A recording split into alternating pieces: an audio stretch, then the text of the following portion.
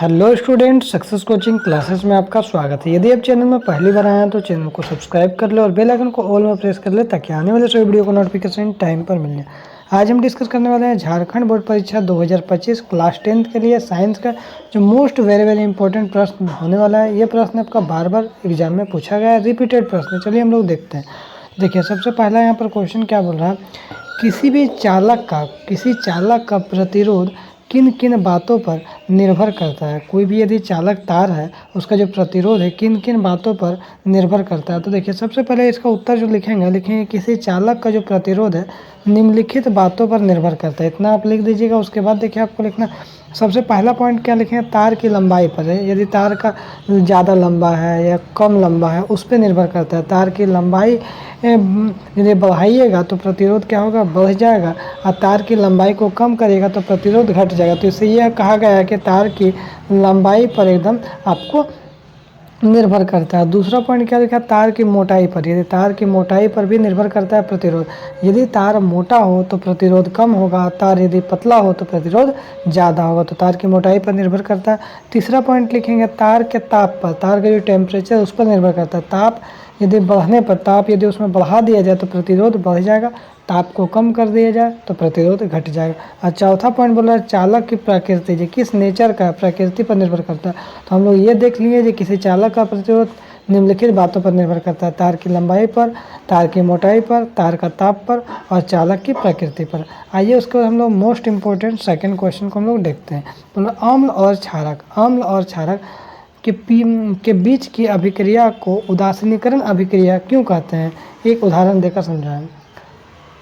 चलिए हम लोग उदाहरण देकर समझाने का प्रयास करते हैं। देखिए क्या लिखेंगे उत्तर में, अम्ल एवं क्षारक के बीच यदि अम्ल को और क्षारक के, देखिए अम्ल में क्या होता है, H+ आयन होता है, क्षारक में क्या होता है, OH- आयन होता है। ठीक है, तो याद रखिएगा, अम्ल एवं क्षारक के बीच के अभिक्रिया करिएगा ना, बीच की अभिक्रिया से क्या मिलता है, हम लोग को लवण प्राप्त होता है और जल बनता है। क्लियर है। अर्थात दोनों एक दूसरे को उदासीन कर देता है। क्या कर देता है, एक दूसरे को उदासीन कर देता है।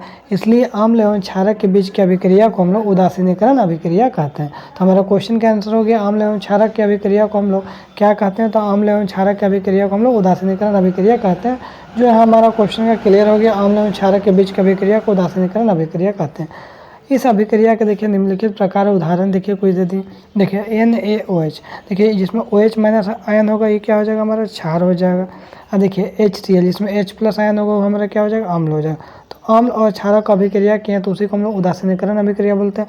और अम्ल और क्षारक का अभिक्रिया करेगा तो हम लोग को क्या मिलेगा, लवण, जिसको हम लोग NaCl सोडियम क्लोराइड बोलते हैं, नमक, और साथ साथ क्या मिला, हम लोग को जल मिला। तो ये हमारा मिला। ठीक है, आगे देखते हैं। नेक्स्ट क्वेश्चन क्या बोल रहा है, DNA की प्रकृति। बोल रहा है DNA की प्रकृति बनना जनन के लिए आवश्यक है तो क्यों है।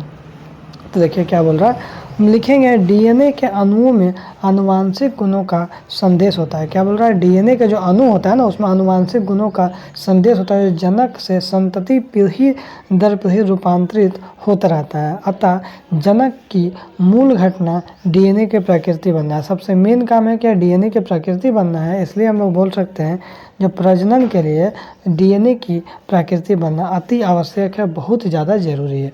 आइए चौथा क्वेश्चन हम लोग देखते हैं। चौथा क्वेश्चन हमारा जो है बोल रहा है, आश्रित जल विद्युत का चालन क्यों नहीं करता। आश्रित जल मतलब जो हम लोग जो जल पीते हैं, जो शुद्ध जल होता है उसमें क्या होता है, H+ आयन नहीं बनता है। जब H+ आयन नहीं बनेगा तो क्या होगा, विद्युत का चालन नहीं करेगा। जबकि वर्षा जल जो पानी जो पड़ता है वर्षा जल, उसमें क्या होता है, H+ आयन की मात्रा होता है, तो इसमें क्या होता है, H+ आयन होता है, तो विद्युत का चालन होता है। तो यही बोला, आश्रित जल विद्युत का चालन क्यों नहीं करता है, जबकि वर्षा जल विद्युत का चालन करता है। चलिए हम लोग डिटेल देखते हैं।